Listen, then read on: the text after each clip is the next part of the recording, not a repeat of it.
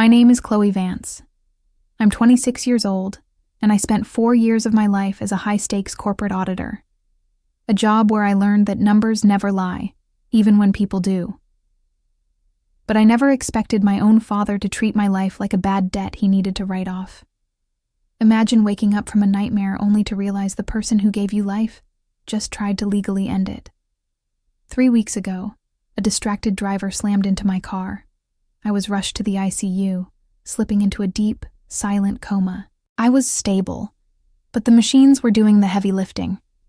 My father, Richard Vance, didn't sit by my bed praying for a miracle. He didn't hold my hand. Instead, he sat in the hospital cafeteria with his lawyer, calculating the daily cost of my ventilator versus the payout of my mother's trust fund, a fund I was set to inherit on my 27th birthday. At 2:44 a.m. on a Thursday, while my heart was still fighting, he signed a "Do Not Resuscitate" order. He told the doctors I wouldn't want to live like this. But he told his accountant the truth. The private care was eating into his liquidity, and he needed me gone to trigger the early release of the inheritance. He signed my death warrant to save a few $1,000s and gain millions. He thought I was a vegetable. He thought I was already a ghost. But 3 days ago, I opened my eyes. And the look of absolute horror on his face when he walked into my room wasn't because he was happy I was alive. It was because he realized his investment just became his biggest liability. Hold on. Before we get into the real stuff, I want to know, what are you doing at this exact moment while hearing my voice? I love seeing your answers down below in the comments. Maybe you're at work, or maybe you're realizing, like I did, that some people in your life aren't who they claim to be. When I woke up, the nurses were whispering. They didn't know I could hear them. They talked about the DNR. They talked about how Mr. Vance seemed more interested in the billing cycles than the oxygen levels. As a corporate auditor, I've spent my career finding the bodies hidden in financial spreadsheets. I knew exactly what he was doing. He didn't want a daughter, he wanted a payout. But here's the thing about being an auditor. I know where all the keys are hidden. My father thinks he's the king of his empire, but he forgot who built the digital vault he keeps his secrets in. He thought he was signing my end. He didn't realize he was signing the end of everything he's ever owned. The doctor told me I needed rest. My father told me he was so relieved. But as he leaned in to hug me, smelling like expensive scotch and betrayal, he whispered, "You should have stayed asleep, Chloe. Things are going to get very difficult for you now." He thinks I'm weak. He thinks I'm broken. He has no idea that in the next 72 hours, I'm going to take every cent, every brick, and every ounce of dignity he has left. The clock is ticking, and Richard Vance has no idea that his "Do Not Resuscitate" order was the last thing he'll ever sign as a wealthy man. Because the revenge I have planned isn't just personal, it's professional. Richard Vance made one fatal mistake. He assumed that because my body was broken, my mind was offline. He thought he was playing a game of checkers, but he forgot I'm the one who audited his holding companies for 3 years. I know every offshore account, every consulting fee he used to dodge taxes, and every password he ever recycled. As I lay there in that sterile hospital bed, the hum of the machine sounded like a countdown. My father had already moved my car to a scrapyard. He'd already started the process of liquidating my apartment. He wasn't just waiting for me to die. He was erasing me. But he didn't realize I had a dead man's switch of my own. As a corporate auditor, you learn to keep receipts. Not just for the IRS, but for survival. 2 years ago, I found a discrepancy in his real estate firm, a missing $4.2 million that had been funneled through a shell company in the Cayman Islands. I kept that file encrypted on a private cloud server, thinking I'd never have to use it against my own flesh and blood. Then, the nurse came in to change my IV. She looked at me with pity. "Your father was very concerned about the costs, Chloe," she whispered, her voice tight with disapproval. "He told the board that keeping you on life support was undignified, given the financial burden on the family estate." Undignified. I wasn't a burden. I was a beneficiary. The moment she left, I grabbed my phone. My fingers were stiff and my vision blurred, but the muscle memory kicked in. I logged into the Vance Group's main server, using the administrative credentials he never thought to change. My heart hammered against the monitor, beep, beep, beep, getting faster as I saw the truth on the screen. He hadn't just signed the DNR. He had already filed a claim for my mother's $10 million life insurance policy, claiming I was permanently incapacitated.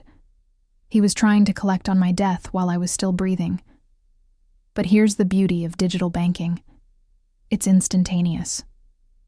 While Richard was at a high-end steakhouse celebrating his impending fortune, I was moving. I didn't just look at the accounts. I began the process of freezing them. I triggered a suspicious activity flag on his primary corporate account, knowing it would lock him out for 48 hours. Then, I sent a single anonymous email to the lead investigator at the Internal Revenue Service. The subject line? The Vance Group, the $4.2 million Cayman Trail. I watched the sent icon spin. My chest burned with every breath, but for the first time since the accident, I felt alive. Richard thought he could buy my silence with a DNR. He thought he could bury me under a mountain of medical debt while he sailed off on my inheritance. But the audit had just begun. Suddenly, the door to my room swung open. It was 11:30 p.m. My father walked in, looking flushed, his expensive suit jacket draped over his arm. He didn't look like a grieving parent. He looked like a man who had just won the lottery. He walked over to my bed, looking down at me with a cold, predatory smile. "I saw the light of your phone, Chloe," he said, his voice dropping to a low, dangerous rumble. "I thought we talked about you needing your rest. You shouldn't be worrying about business. Not when things are finally being settled." He reached out and snatched the phone from my hand. He looked at the screen, and for a second, the world went silent. He saw the login screen for the Vance Group treasury. His face turned a shade of purple I'd never seen before. "What did you do?" he hissed, leaning so close I could smell the expensive cognac on his breath. "What did you just do, you little brat?" I looked him dead in the eye, ignoring the pain in my ribs, and whispered the words that I knew would haunt him for the rest of his life. "I didn't die, Dad. But your empire just did." My father didn't scream. Men like Richard Vance don't scream. They calculate. But I could see the vein in his temple throbbing like a ticking time bomb.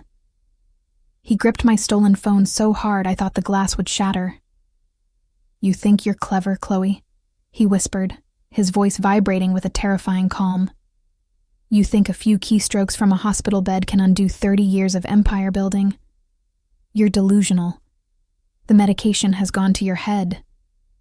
He tossed the phone into his jacket pocket. He thought he'd won. He thought by taking the device, he'd cut my connection to the world. But he forgot the first rule of modern auditing. Everything is synced to the cloud. "I'm not the one who's delusional, Dad," I said, my voice gaining strength.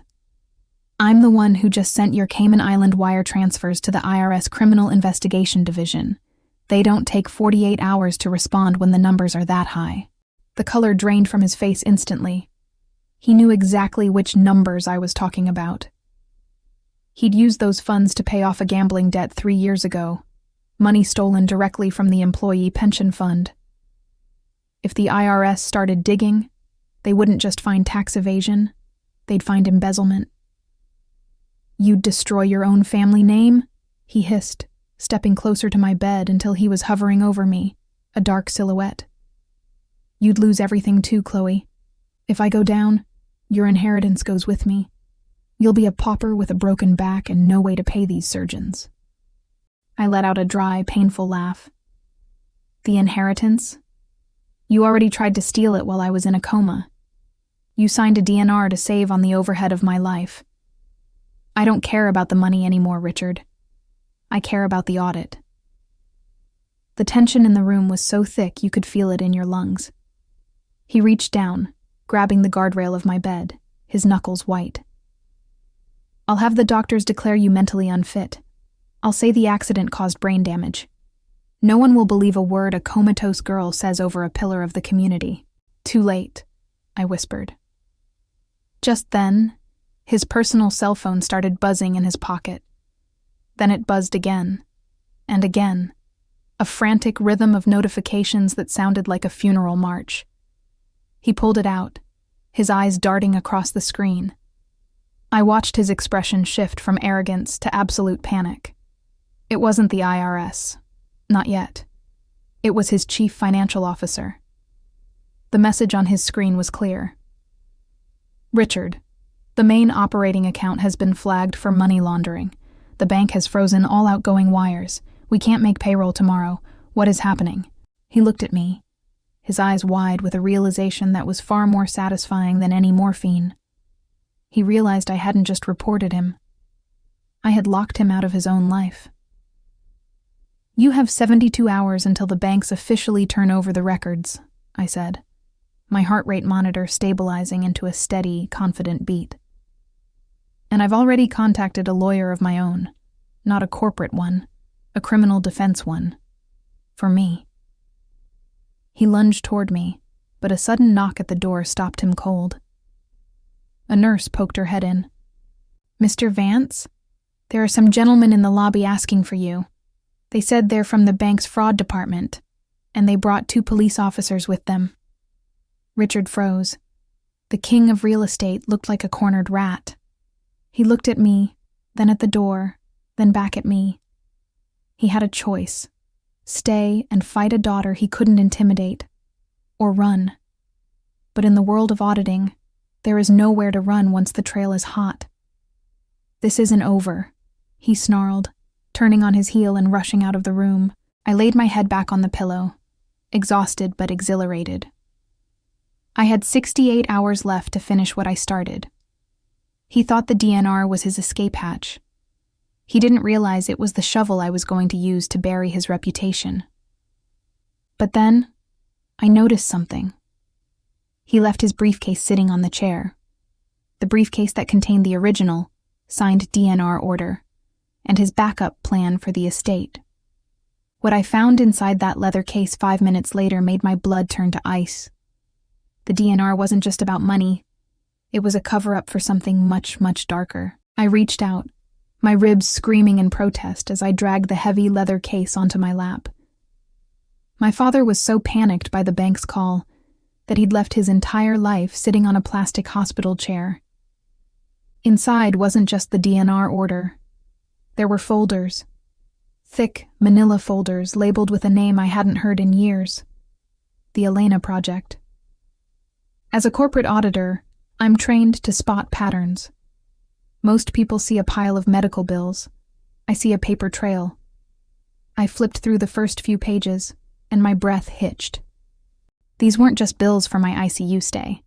These were invoices for a private, long-term care facility in a remote part of the state. The date on the intake form? 2 days before my accident. My stomach did a slow, sickening flip. He hadn't just signed a DNR once I was in a coma. He had been planning to retire me to a ghost facility before I ever even hit the steering wheel. He knew I was getting too close to the $4.2 million discrepancy in the pension funds. He knew that on my 27th birthday, I'd have the legal right to audit the entire family estate. But then I saw the most damning piece of evidence. Taped to the back of the DNR was a handwritten note from his lawyer. Richard, if she wakes up, the DNR is void, but the power of attorney signed in 2022 still stands. Use the incapacity clause to move the funds before she can flag the audit. He didn't just want me dead. He wanted me legally erased so he could finish draining my mother's legacy. Suddenly, the monitor beside my bed began to spike. Beep, beep, beep, beep, beep. My heart was racing. I wasn't just a daughter to him. I was a loose end. A line item on a balance sheet that needed to be zeroed out. I grabbed my phone, the spare one I kept hidden in my medical bag, and snapped photos of every single page, every invoice, every shady legal note, every signature. I was about to hit upload when the door handle turned. I shoved the papers back into the case and pushed it off my lap just as a man in a lab coat walked in. But it wasn't my doctor. It was a man I'd never seen before, carrying a tray with a single syringe. "Time for your sedative, Miss Vance," he said, his voice as cold and sterile as the room. "Your father said you've been agitated." He didn't check my chart. He didn't look at the monitor. He just started reaching for my IV line. "Wait," I croaked, my hand hovering over the emergency call button. "Who are you?" "Dr. Aris is my attending." "Dr. Aris is off duty," the man replied, his eyes fixated on my arm. "I'm here to make sure you finally get some real rest." That's when I saw it. On his wrist, peeking out from under the lab coat, was a gold watch. A very specific, limited edition Rolex. The same watch my father gave to his head of security last Christmas. This wasn't a doctor. This was a hitman in a white coat, sent to finish what the DNR couldn't. My father hadn't gone to talk to the police. He'd gone to make sure I never spoke to them. I had 3 seconds to react. If that needle hit my vein, the 72-hour countdown would end before the first day was even over. My revenge would die with me. I didn't press the call button. I knew the nurses were stationed too far away. Instead, I did the one thing a helpless girl in a coma shouldn't be able to do. I grabbed the heavy glass water pitcher from the bedside table and smashed it directly into the heart monitor. The room was suddenly filled with the most beautiful sound in the world. Chaos. A code blue, or a technical failure in an ICU room doesn't just bring a nurse, it brings a team. I saw the panic in the fake doctor's eyes. He wasn't a killer by trade. He was a corporate thug in a stolen coat. He lunged for my IV line one last time, the syringe gleaming, but the door burst open. "What happened? Miss Vance!" a head nurse shouted, 3 orderlies trailing behind her. The man pulled his hand back instantly, tucking the syringe into his pocket. "The monitor, it just exploded," he stammered, backing toward the window. "I was just checking her vitals." "Who are you?" the nurse demanded, her eyes narrowing at his lack of a badge. "I don't recognize you from the night shift." He didn't answer. He turned and bolted past them into the hallway, disappearing into the maze of the surgical wing. They didn't chase him. Their priority was me. They thought I was having a seizure or a cardiac event. "I'm okay," I gasped, clutching my chest. He wasn't a doctor. He tried to inject me." The nurses traded a look of pure confusion. They checked my IV. It was clean, but when they looked at the floor, they saw the leather briefcase Richard had left behind. In the scuffle, it had fallen open, spilling the Elena Project files across the linoleum. One of the orderlies picked up a page. His face went pale. This is an intake form for the Willows Sanitarium. That place was shut down for patient abuse 3 years ago. I felt a chill run down my spine. My father hadn't just been planning to hide me. He was planning to disappear me into a black site facility that didn't legally exist anymore. "Call the police," I whispered. "Not the hospital security, the real police. And tell them I have evidence of a $4.2 million embezzlement scheme tied to the Vance Group." As the nurses scrambled, I realized I had exactly 60 hours left. My father was desperate. He'd tried to kill me in broad daylight. That meant he was terrified. And in the world of auditing, a terrified man is a man who makes mistakes. I waited until the room cleared, leaving only one guard at the door. I grabbed my spare phone. I had the photos of the files. I had the bank freeze in place. But I needed the kill switch. There's a secret about the Vance Group's headquarters in downtown. The entire building is managed by an automated smart system: security, climate, vaults, and servers. My father, in his infinite arrogance, had the system installed by a firm I used to consult for. He wanted to be able to lock the entire building down from his iPad. What he didn't know? I wrote the override code. I began typing. If he wanted to treat my life like a subscription he could cancel, I was going to treat his entire company like a corrupted file. I didn't just want him in jail. I wanted him to watch as every single thing he built, every floor of that skyscraper, every luxury car in the garage, every dollar in the corporate safe, became inaccessible to him. I hit execute. Far across the city, the lights in the Vance tower began to flicker. The electronic locks on the executive suite clicked shut. The elevators ground to a halt between floors. But as I watched the status bar on my phone reach 100%, a new notification popped up. It was a GPS alert from my father's car. He wasn't going home. He wasn't going to the airport. The tracker showed him stopping at a small, private cemetery on the outskirts of town, the place where my mother was buried. Why would a man who just tried to kill his daughter go to a graveyard at 2:01 a.m.? That's when it hit me. My mother didn't die of a sudden illness 5 years ago. She died right after she threatened to divorce him. And if he was going there now, it wasn't to mourn.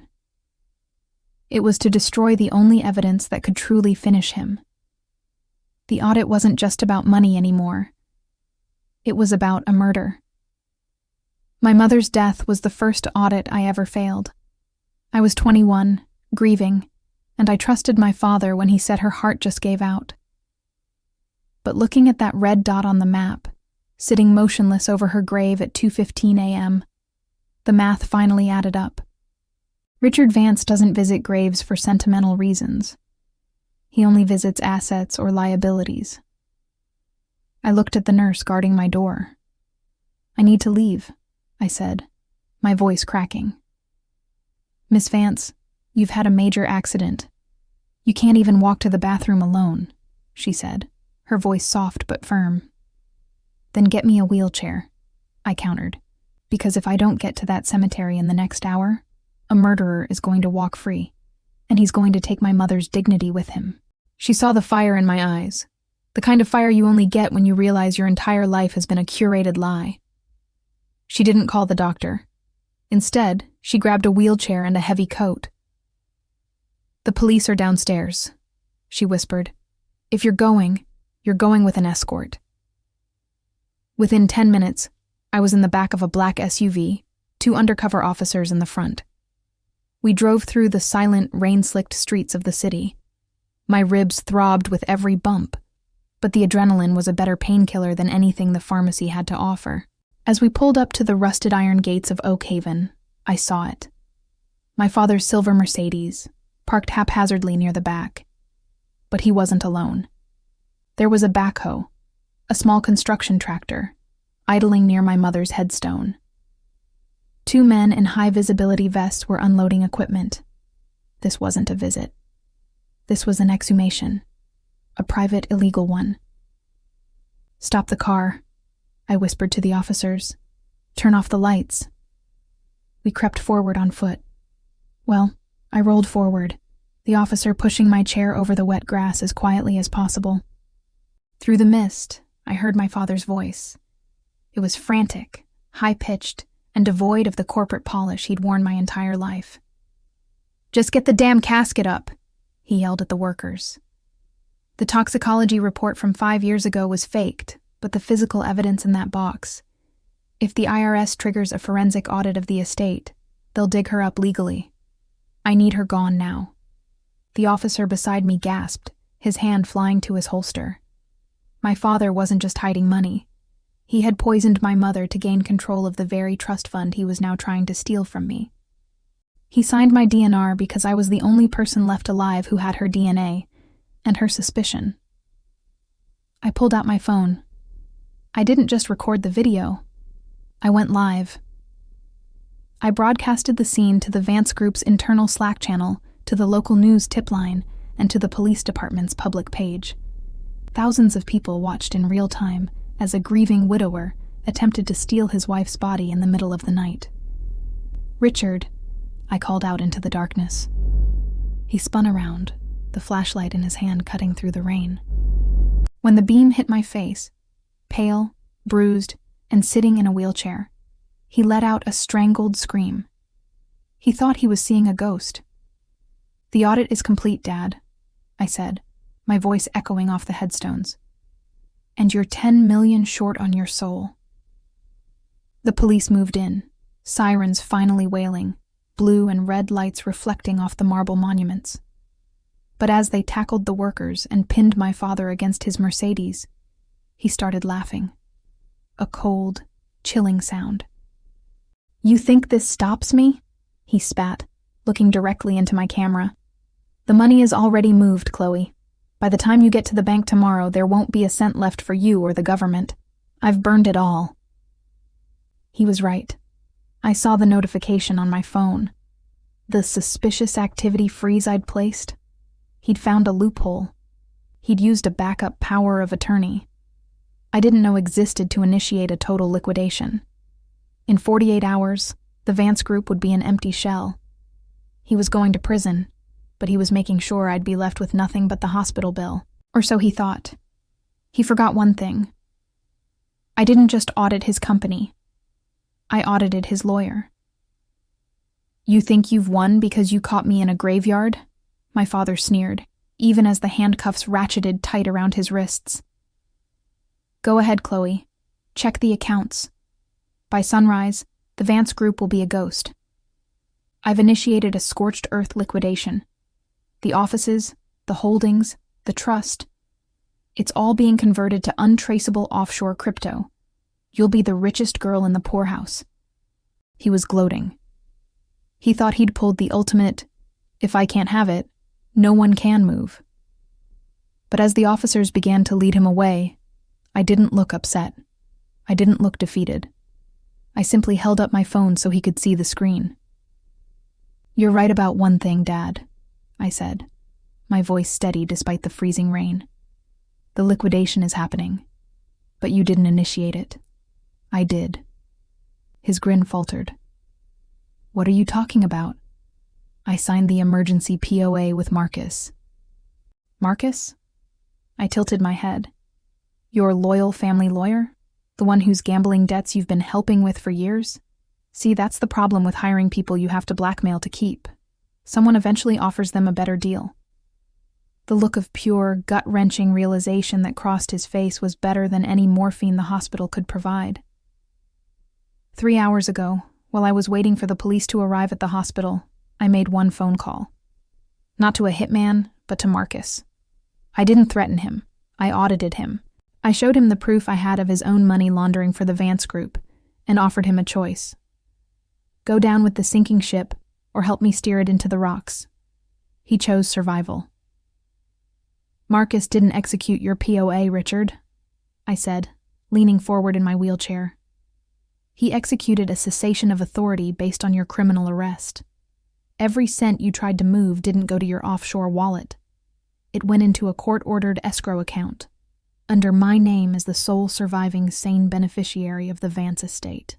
My father let out a sound that wasn't human, a guttural roar of fury. He tried to lunge at me, but the officers slammed him back down. "You brat! That's my life! I built that!" "You built it on my mother's blood and my silence," I countered. "But the audit is closed. You're no longer the CEO of Vance Group. In fact, according to the filing Marcus just submitted to the SEC, you don't even own the suit you're wearing."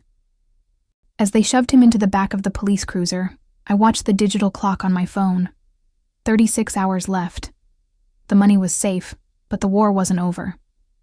Richard Vance had spent 30 years building a web of corrupt officials, dirty cops, and friends in high places. He was down, but a man with his secret still had cards to play from a jail cell. Just as the cruiser pulled away, my phone buzzed. It was a restricted number. I answered. "Hello?" "Chloe," a raspy, unfamiliar voice said. "You think you're safe because he's in a cell? You just opened a door you can't close. Your father wasn't the top of the pyramid. He was the middle. And the people at the top? They don't care about DNRs or inheritance. They care about the $4.2 million you just flagged for the IRS." My heart skipped a beat. The $4.2 million. I thought it was just my father's greed. "Who is this?" I asked. "Someone who knows that the Elena Project wasn't a sanitarium," the voice whispered. It was a laundromat. And you just shut off the water. Look at the car behind you, Chloe. I turned my head slowly. Behind our SUV, a set of dark-tinted headlights flickered on. A black sedan had been sitting there in the cemetery shadows the whole time. And it wasn't the police. The voice on the phone went dead. Click. I wasn't just breathing. I was hyperventilating. In my quest to destroy my father, I had pulled a thread that was connected to something much larger and much more dangerous. The $4.2 million wasn't just a discrepancy. It was a drop in a bucket for an organization that made Richard Vance look like a small-time crook. "Officer," I shouted, turning to the undercover cop beside me. "That car, behind us." The officer reacted instantly, reaching for his radio. But before he could speak, the black sedan roared to life. It didn't speed toward us. It did a sharp U-turn, tires screaming on the wet asphalt, and vanished into the darkness of the cemetery's back exit. "They're gone," the officer said, his hand still on his holstered weapon. "We need to get you back to the hospital, Miss Vance. It's not safe here." "No," I said, a cold realization settling into my bones. "The hospital is exactly where they expect me to go. That's where the doctor with the syringe was. If my father was just a middleman, then the hospital is compromised." I looked at my phone. 24 hours left. The clock wasn't just ticking for the money anymore. It was ticking for my life. I had to think like an auditor. When a corporation is compromised, you don't go to the branch office. You go to the physical archives. You go to the place where the digital trail starts. "Take me to the Vance Group tower," I told the officer. "Are you crazy? That's a crime scene now." "Exactly," I hissed. "The police have the front door, but they don't know about the audit suite in the basement. It's a hardened bunker with its own server and its own air supply. It's the only place I can finish this without being a sitting duck." The drive back to the city was a blur of neon lights and paranoia. Every pair of headlights behind us felt like a threat. My body was failing me. My fever was spiking, and the pain in my side was a dull, throbbing roar. But my mind had never been sharper. We reached the tower. The building was dark, a massive tombstone of glass and steel. My kill switch had worked. The entire skyscraper was in a state of digital hibernation. The officer helped me into a service elevator. Using my manual override key, we descended past the lobby, past the parking decks, into the sub-basement. The audit suite was a room I had designed myself. It was reinforced with lead and steel, designed to survive a fire, or a raid. As the heavy door hissed shut and the biometric lock turned green, I finally felt like I could breathe. I pulled myself from the wheelchair to the main terminal, every movement a localized earthquake of pain. I didn't look at the bank accounts.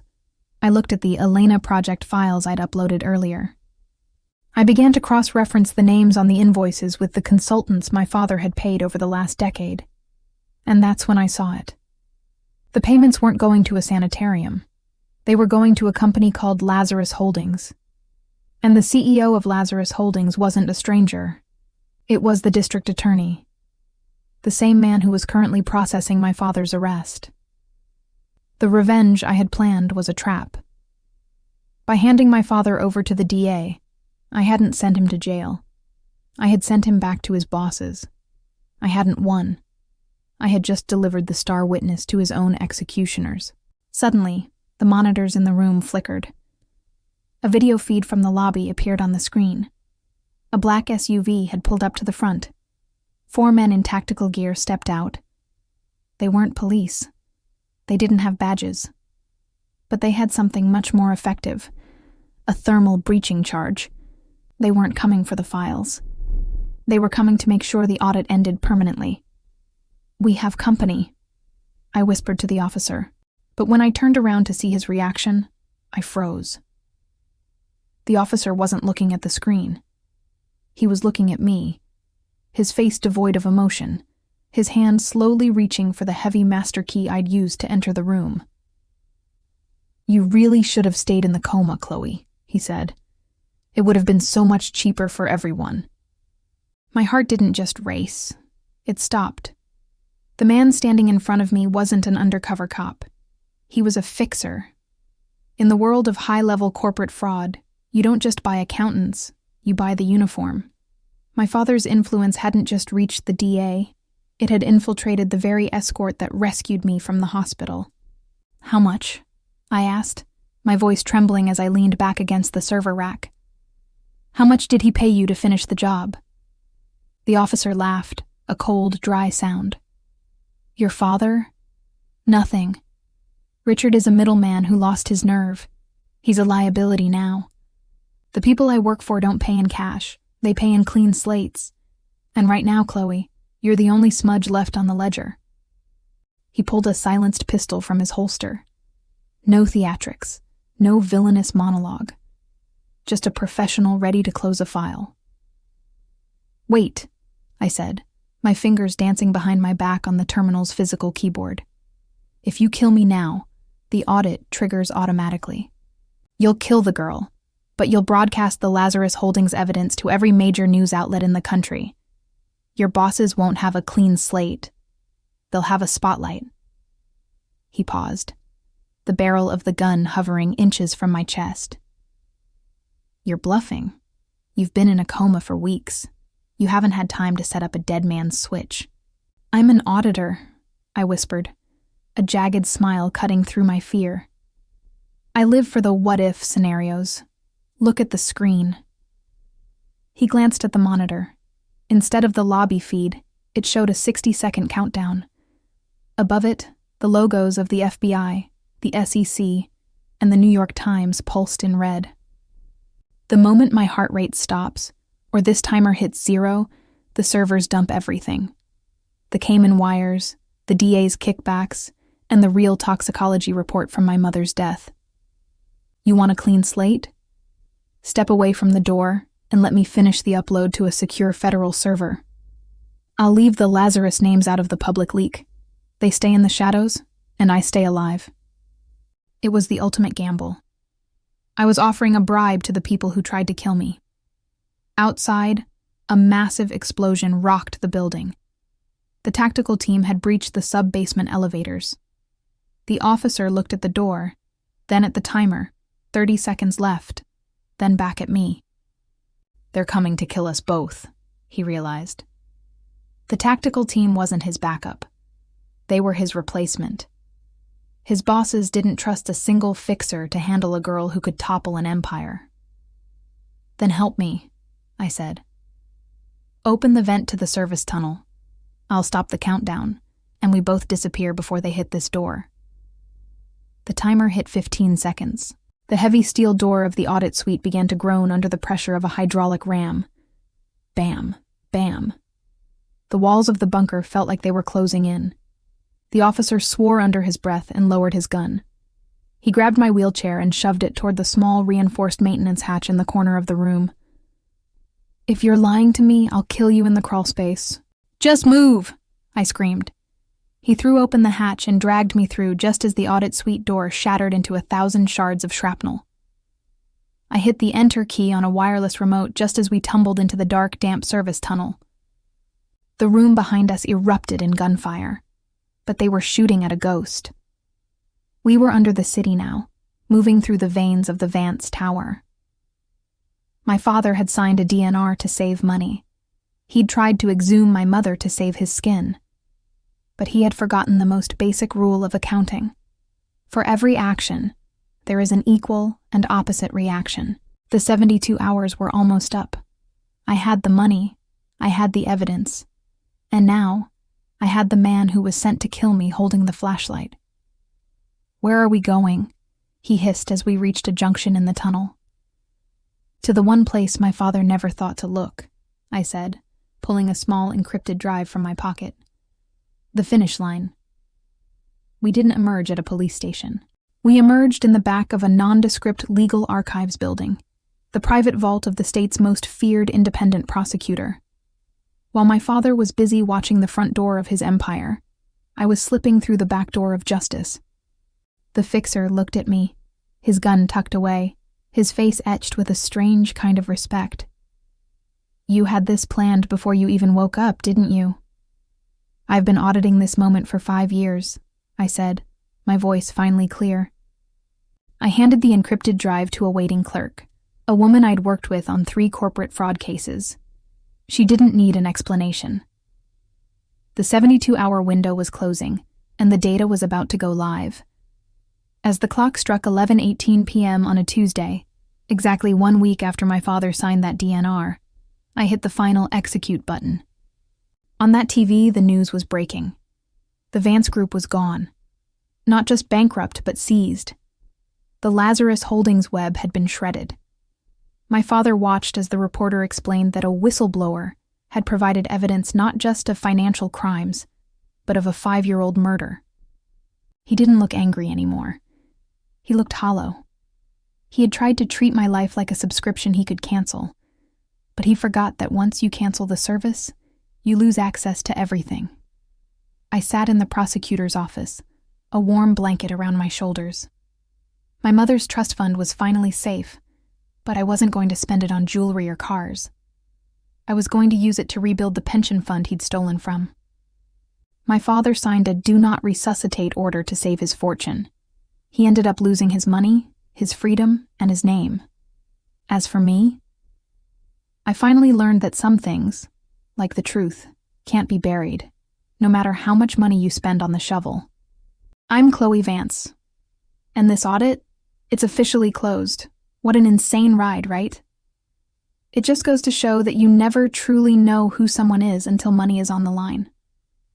If you enjoyed this journey of justice and want to see more stories where the underdog finally bites back, make sure to hit that like button. It really helps us out. Share this video with someone who loves a good twist, and don't forget to subscribe to Silent Revenge Lab for more high-stakes stories every week. Turn on those notifications so you never miss a reveal. Thanks for watching, and remember, always keep your receipts.